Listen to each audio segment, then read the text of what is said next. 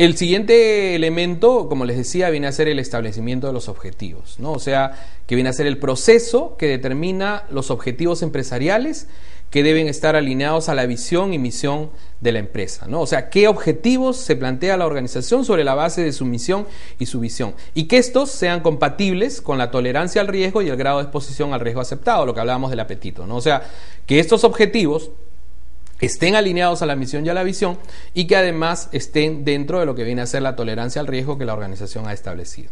El siguiente punto o los siguientes 3 puntos ya están relacionados directamente con lo que es la gestión de riesgos propiamente dicha, ¿no? Los 2 primeros se vienen a ser las categorías superiores, digamos, un poco el marco. Y cuando ya entramos a lo que es la gestión de riesgos, entramos a lo primero que viene a ser de esto, que es la identificación de riesgos.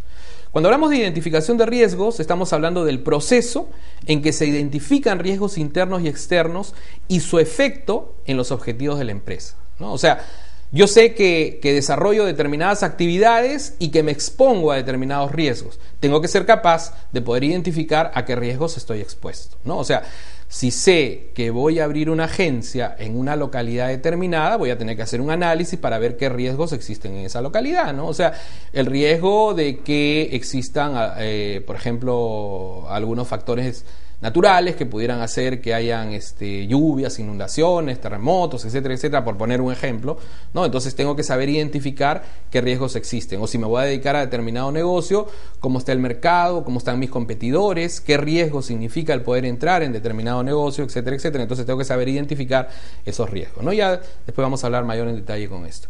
Una vez identificados los riesgos, lo que hacemos es evaluar estos riesgos, ¿no? La evaluación de riesgos, toda empresa tiene que hacer una evaluación por actividad, conjunto de actividades, áreas, portafolios, productos o servicios, mediante técnicas cualitativas y cuantitativas o el conjunto de ellas, ¿no? O sea, empezar a valorar el riesgo, porque no basta solamente con identificar el riesgo, sino acordémonos de la definición inicial de lo que es el riesgo, ¿no? Es la probabilidad de que ocurra un evento, probabilidad, y que me cause un impacto determinado. Probabilidad, impacto. Cuando yo mido el riesgo, mido esas 2 variables, ¿no? O sea, qué tan probable es de que ocurra algo y qué impacto me va a causar, ¿no?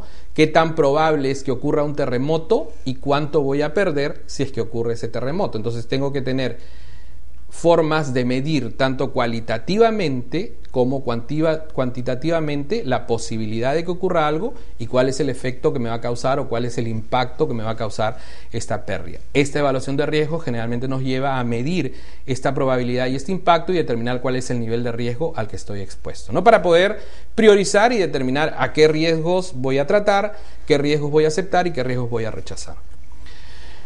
El tratamiento del riesgo, ¿no? Una vez que he identificado el riesgo, lo he medido, lo he evaluado, tengo que saber qué es lo que voy a hacer con él, ¿no? Entonces el tratamiento se opta por aceptar el riesgo, disminuir la probabilidad de ocurrencia, disminuir el impacto o transferirlo total o parcialmente, o finalmente evitarlo o una combinación de todas estas, ¿no? De acuerdo al nivel de tolerancia al riesgo definido. O sea, si yo estoy expuesto a determinado riesgo, lo he identificado, y luego lo he medido, y esta medición la mido a través de esas 2 perspectivas de la frecuencia y del impacto, determino si tengo un riesgo bajo, si tengo un riesgo medio, si tengo un riesgo alto o si tengo un riesgo extremo, ¿no?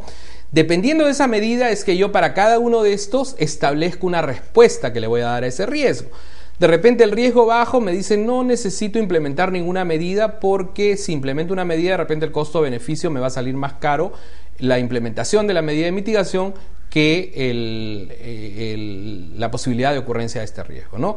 Y hay riesgos que van a requerir un tratamiento, o sea, ¿qué significa esto? Que voy a establecer medidas que me permitan controlar mejor este riesgo y algunos riesgos que puedo transferirlos. Por ejemplo, si yo estoy, como les ponía el ejemplo de que estoy expuesto a que ocurra un terremoto, una institución financiera frente a la ocurrencia de terremoto no puede hacer nada si que se le cae el edificio, ¿no? Entonces, ¿qué es lo que tengo que hacer? Ese riesgo lo tengo que transferir. ¿Qué hago? Contrato un seguro, pues, ¿no? Entonces, esa es una respuesta al riesgo.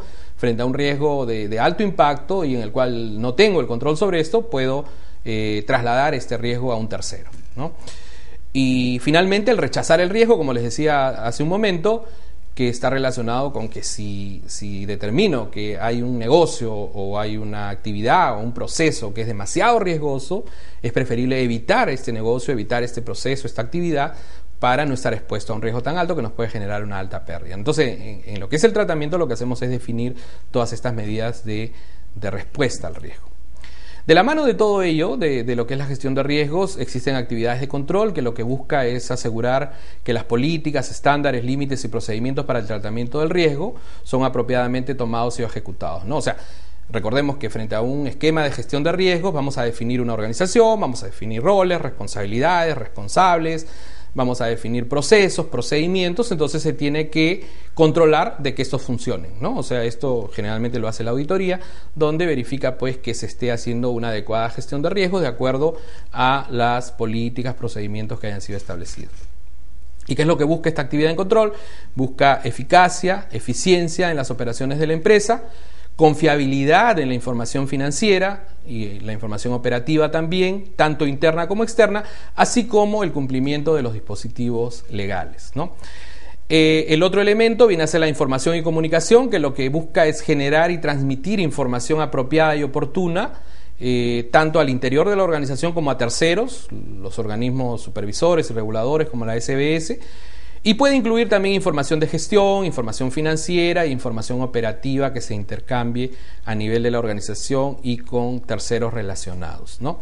Y finalmente todo lo que es la parte del monitoreo, que lo que hace es evaluar el adecuado funcionamiento de la gestión integral de riesgos y de la implementación de las modificaciones que sean requeridas.